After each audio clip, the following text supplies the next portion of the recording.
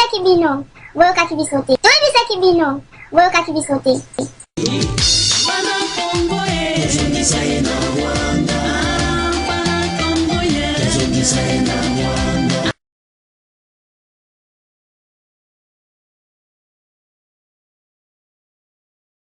Montez, il en restera quelque chose.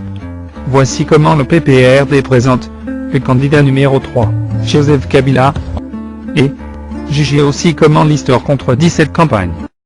Collectivité de Loulengue, territoire de Fizi, province du Sud Kivu, il est originaire de la localité d'Ankoro, chef-lieu de la collectivité, secteur de Kamalondo, territoire de Manono, district du Tanganyika, en République démocratique du Congo. La famille biologique de Laurent Désiré Kabila est aujourd'hui en liberté réduite au Katanga. Leur sort est un témoignage sur la pseudo-parenté entre Laurent Désiré et Joseph. Le jeune Joseph Kabila commence ses études primaires à Fizi, dans le maquis du Sud Kivu. Des études qu'il termine à l'école française de Dar es Salaam. Il poursuit et termine ses études secondaires en Tanzanie. Mensonge grossier. Si Joseph est né en 1971, il n'a donc commencé ses études primaires qu'après 1977. À supposer qu'il aurait fait les 3 premières années à Fizi. Cela signifierait que Joseph a rejoint ses parents en Tanzanie qu'au début des années 80. Ce qui contredit l'histoire de Laurent Désiré Kabila qui, selon tout recoupement, voire la mémoire de Che Guevara, avait déjà installé sa famille à Dar es Salaam au début des années 1970. Pour preuve, en 1975 en Tanzanie, Laurent Désiré Kabila et son PRP ont réussi à enlever 3 spécialistes américains des Grandes Singes et de leurs collègues hollandais pour obtenir une rançon, et la libération de 30 de leurs militants incarcérés à Dar es Salaam. Le département d'État américain atteste ce fait. Et cela corrobore les documents trouvés au ministère tanzanien des Affaires étrangères. Concernant la partie de l'école primaire faite à l'école française de Dar es Salaam, notre investigation révèle des contre-vérités. Nous avons contacté les responsables de cet établissement, et avons parlé avec le conseiller de coopération et d'action culturelle auprès de l'ambassade de France, tous à Dar es Salaam. Nous avons aussi interviewé l'inspecteur de l'éducation nationale française à Nairobi, ainsi que consulté les archives du ministère de l'Éducation nationale, et de l'Agence pour l'enseignement du français à l'étranger, dont le bureau est à Paris, afin de vérifier. En effet, fondée en 1967, l'école française Arthur Rimbaud de Dar es Salaam est inscrite sur la liste des établissements français situés hors du territoire de la République française. Depuis sa création, cette école garde les photos et listes de ses élèves. Nous y avons trouvé certains noms aérois entre 1970 et 1985, cependant celui de Joseph Kabila Kabange se retrouvait sur aucune liste. Notre équipe a collecté des photos sur lesquelles se figurent tous les élèves, particulièrement noirs, de l'école française de Dar es Salaam de 1980 à 1984.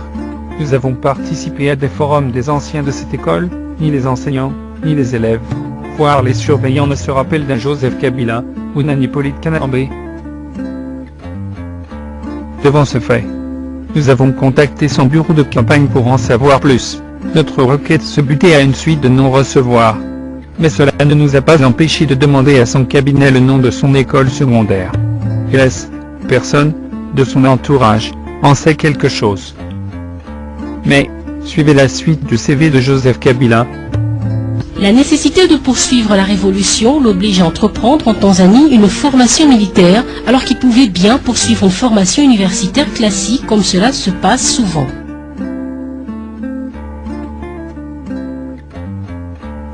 Si Kabila a fini ses études secondaires au début des années 90, il aurait alors fait sa formation militaire entre 1990 et 1996, lorsqu'il fait son apparition, comme Congolais dans le rang de la FDL. Mais là aussi, les documents contredisent le curriculum vitae que présentent les kabilistes.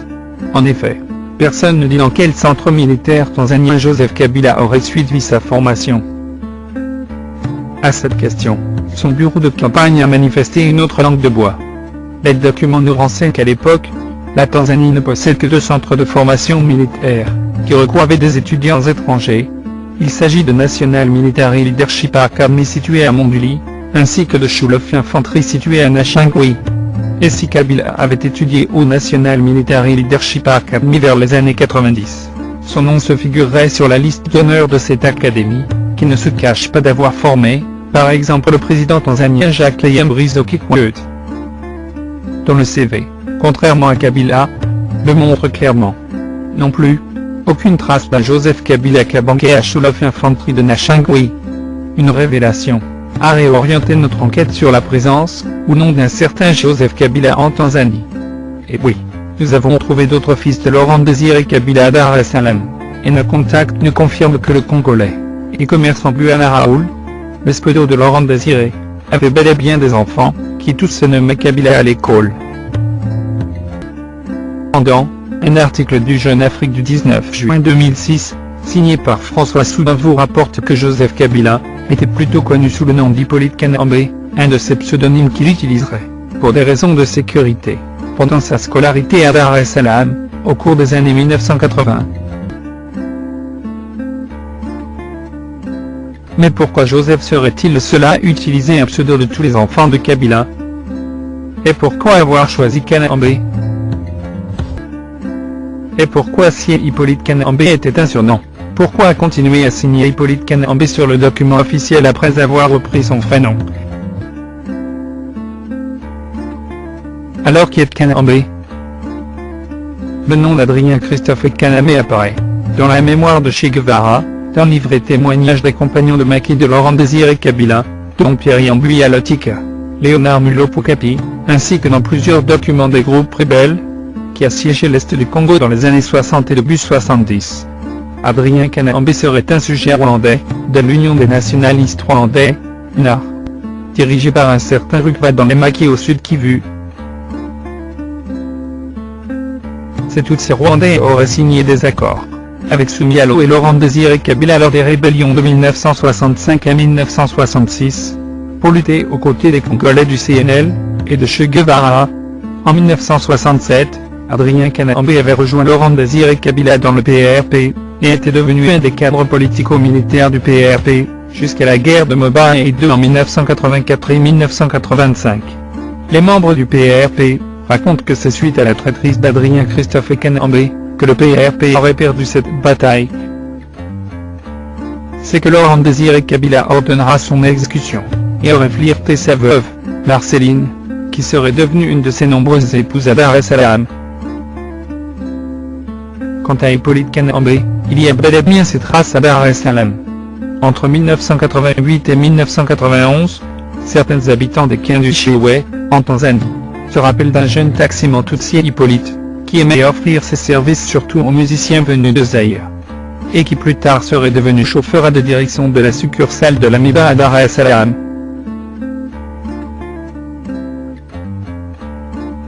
Les sources proches de la rébellion de l'armée patriotique rwandaise en Makiaganda, et selon les témoignages de Jules Moudbouzi et de Laurent Nkunda, Hippolyte Kanambe aurait rejoint l'APR en Ouganda au début de l'année 1992. Ce qui se confirme, car le jeune taximan a disparu de Dar es Salaam. Dans une interview accordée à la radio Bwiza, le 2 janvier 2008, Laurent Nkunda a déclaré « Si vous attendez par soldats rwandais tous ceux qui ont servi un jour dans le Front patriotique rwandais le FPR, et ensuite dans l'armée patriotique rwandaise, l'APR du général Paul Kagame, alors le peuple congolais a un sérieux problème à résoudre, car son propre président élu au suffrage universel direct à plus de 58% des voix. Je cite Joseph Kabila, est non seulement d'origine Tutsi, comme moi, mais il est aussi un ancien soldat du FPR comme moi. Cherchez donc l'erreur. Le site internet de Joseph Kabila, Digital Congo, n'avait pas contredit l'information. Il avait repliqué tout en noyant inconsciemment Joseph Kabila. On lit. En fait, Nkunda se présente désormais comme un Rwandais. Sans blague. Il exhibe, pour ce faire, sa vieille carte d'identité rwandaise, qu'il avait acquise, quand il avait intégré l'armée patriotique rwandaise, en 1991, en qualité de sergent. Qui plus est, l'ancien chairman du CNDP, brandit aussi sa carte de membre des services de renseignement, lors de la libération de Kigali en juillet 1994. En cette dernière qualité, Nkonda soutient Modibo qu'il a joué un rôle prépondérant pour l'actuel régime en place à Kigali, car il a été pour beaucoup dans la chute de l'Habyarimana. Déjà en 2005, Joseph Kabila avait tenté de dissiper son passage en Ouganda, comme membre de la FPR de Kagame. Dans un article de Jeune Afrique du 27 juin 2005, Christophe Boisbouvier écrit « Outre sa vie privée, le président congolais protège jalousement son passé. La biographie officielle est lapidaire. Il naît le 4 juin 1971 au Sud Kivu, dans le maquis de Fizi-Baraka, près du lac Tanganyika. 5 ans plus tard, il suit ses parents en Tanzanie. À l'âge de 25 ans, en 1996, il s'inscrit en droit à l'université de Makerere, en Ouganda. Au bout de quelques mois, il rejoint son père dans les rangs de l'Alliance de Forces démocratiques pour la libération du Congo, AFDL. Mai 1997, c'est la victoire. La suite est connue. Chef d'état-major de l'armée de terre, jusqu'à l'assassinat de son père en janvier 2001. Ceci ajoute son lot de confusion. Dans le CV de Kabila, a-t-il quitté Fizi 5 ans après sa naissance? Ou a-t-il commencé ses études primaires dans le maquis de Fizi? Ce que l'on sait est que chaque année, le CV de Kabila se fait. Ce de fait c'est parfait. Mais entre lui et Nkonda, qui est Rwanda Tutsi, qui ne l'est pas. La suite du CV de Kabila répondra à cette question. Suivons cet extrait.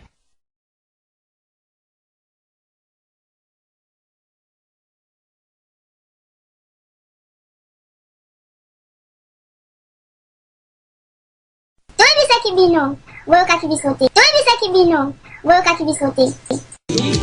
Bana Kongo ezongisa ye na Rwanda. Bana Kongo ezongisa ye na Rwanda.